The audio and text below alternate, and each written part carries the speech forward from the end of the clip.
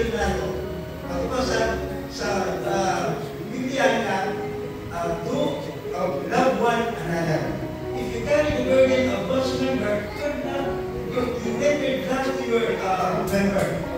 So, if you carry the burden, you're fulfilling the law of Christ. When you show compassion, it reflects God's, God's masters. Actually, we're declaring the way of life outward of three aspects, no? Equality, humility, and genuine service for each one of us. So, we're that aspect. Now, this equality in dignity. As brothers, no one is higher, no one is lower. Meaning, if we have to summarize the whole text of the Old Testament, we can summarize it by one word, which is love. So, kanya ang brother. Wala na ito mga masters. Hindi kayo pinipili ng masters. Okay? So,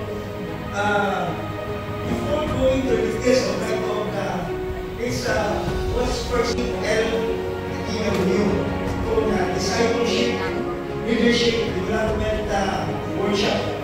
This is our supposed to be a weekend workshop siya.